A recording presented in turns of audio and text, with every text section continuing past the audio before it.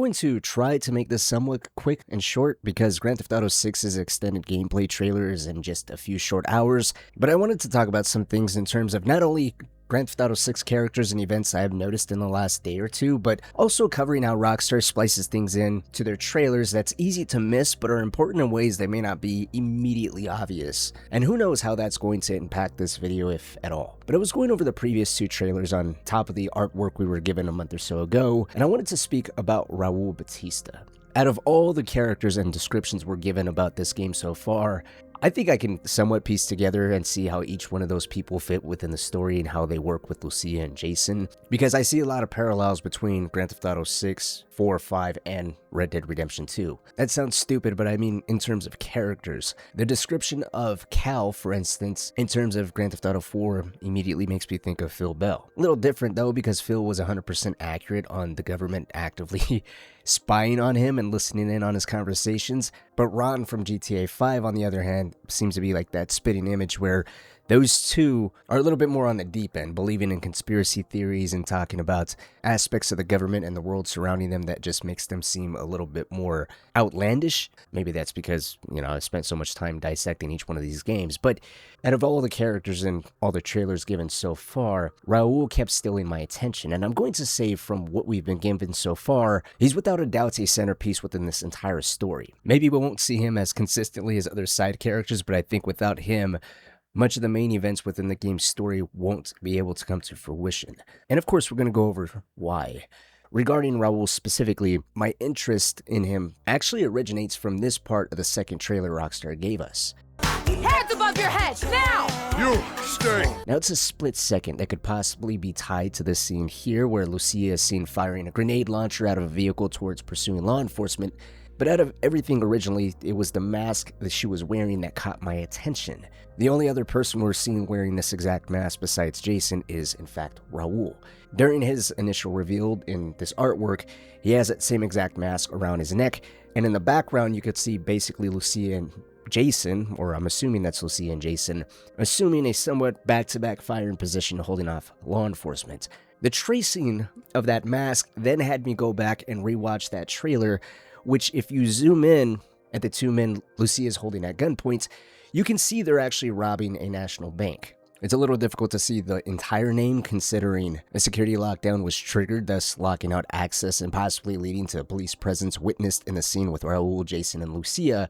But from what I can gather, this bank specifically is called SNB, or what looks to be named Senfronter National Bank, or Semframo, a national bank. It's like that last portion of that first word I can't fully make out, but it is clear that it is, in fact, a national bank. So apart from the masks, how does this really have to do with Raul?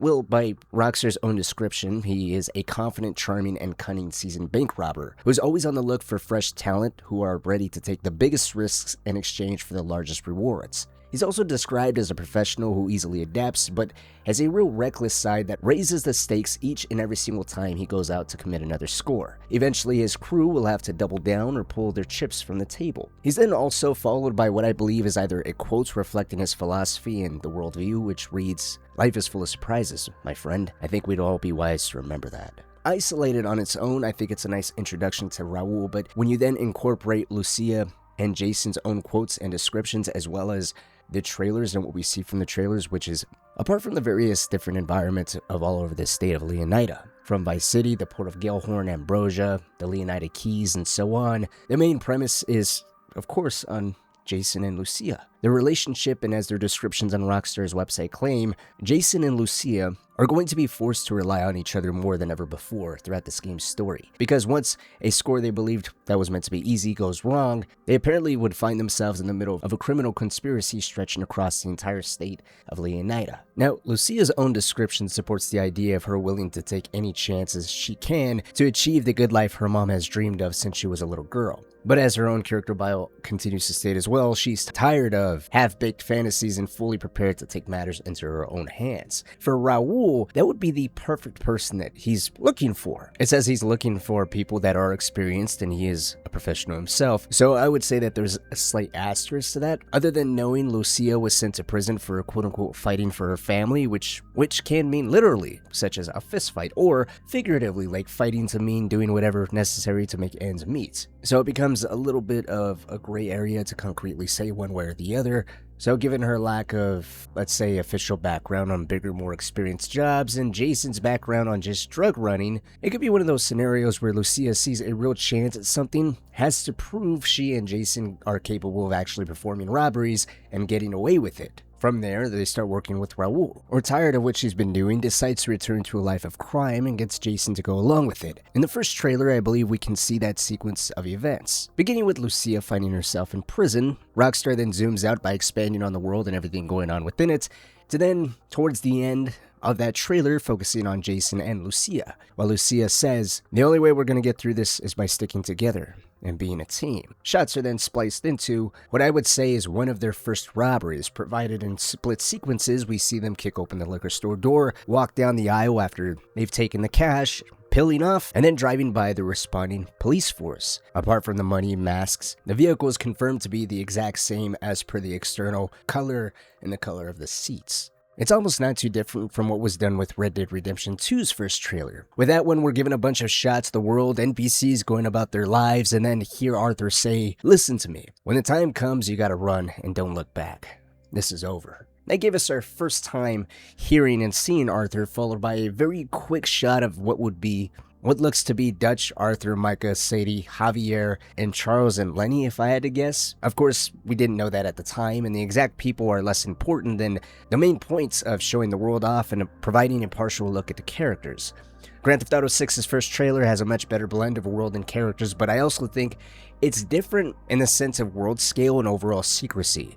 Knowing what happens to John after Red Dead Redemption 1, the question of who the main character was, John's role in the game, if it wasn't going to be him, and how the younger Dutch, him and John were going to interact with each other and the overall gang at that point in time would be portrayed, was a big part of what everyone was wondering about. So here, there's less secrecy on the main character, which is to be expected when focusing on a prequel on what would turn out to be one of gaming's biggest loved characters with an extremely tragic story. Comparatively, Red Dead Redemption 2's second trailer gave us a lot more shots of Arthur specifically, with an idea of how dangerous of a person he was. He's going after Quentin Holmes for a debt he owes the gang, providing an extremely menacing presence. This is followed up by Milton heard in the background mentioning Arthur was a wanted man, and then Arthur threatening Archie Downs, after what we now know was the death of his father Thomas. It then transitioned into the gang and overall how it looked they were aggressively rebelling against modernization and the law that was after them. In terms of Arthur, though, in hindsight it really made him come off as Dutch's right-hand informant and terrorizer than what he really is in the main game. Now, it's not to say he didn't hold that position, it's just he comes off to be a little bit more cold-blooded and focused on making ends meet no matter who or what gets in his way. Plus, there's no real presence or mention of Hosea whatsoever, so it seems like Arthur's really the sole person in that position, especially with Dutch asking if Arthur has his back, and he says, always. I wanted to outline what Red Dead Redemption 2 does, though, because it's the latest piece of reference material we have in terms of how Rockstar presents these trailers. And Red Dead's, I'd say, is a little bit more, not all over the place, but rather difficult to tie specific events compared to Grand Theft Auto 6's second trailer, for instance, where just like the first, you can see the sequence of events with that liquor store robbery. I believe you can do the exact same with that bank robbery I was pointing out earlier. In trailer 2, we see what looks like the police raiding their home as Jason lowers Lucia out of the window, running through the parking lot as Brian says, "They got your name, address, they got everything." Then we cut to officers looking disappointed as an officer with a badge I can't quite make out says, "Us cops gotta protect ourselves." And this could be a rug pull. Well, I think the shot of Jason firing out the window is a continuation of him and Lucia fleeing this building. Brian saying they have your name and address, they got everything, could be in direct reference to the police officers and the overall conspiracy that Jason and Lucia are apparently sucked into, or it could mean yet another faction is after them, but on the other side of the law. We've covered quite extensively the corruption and flexibility law enforcement has had throughout the Grand Theft Auto universe, and originally I was thinking this to be a noose officer. However, given Grand Theft Auto 5's expansion into government agencies and Grand Theft Auto 6's direction of becoming proof that they learned from everything they did with Grand Theft Auto 5's story, I feel like this is more a sheriff and the stakes overall are more intimate versus throwing in a bunch of government agencies expanding the overall universe, which is great on the one hand.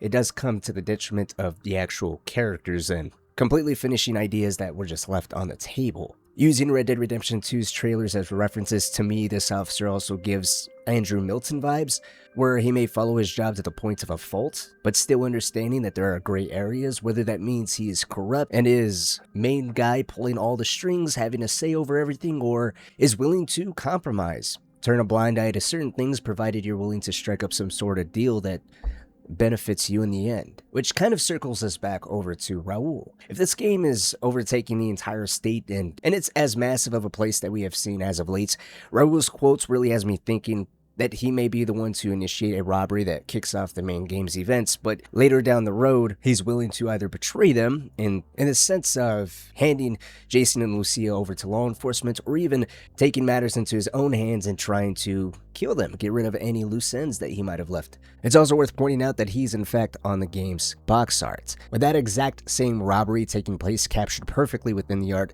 as you can see the National Bank in the background, along with the very same mask and rifle he is using in the other promotional material. With Red Dead Redemption 2, Grand Theft Auto 5, and Grand Theft Auto 4, nothing is as simple as saying there's one primary antagonist or villain. So it'd be interesting to see who else is against our protagonist, but as of right now, I would say Raul is falling right into that perfect gray area. But let me know what you think. Subscribe for some more Grand Theft Auto content right around the corner, alongside an extended gameplay reveal breakdown later. Specifically narrative tie-ins and universe expansions, because I try to stay away from that surface level stuff that everyone else can, just cover.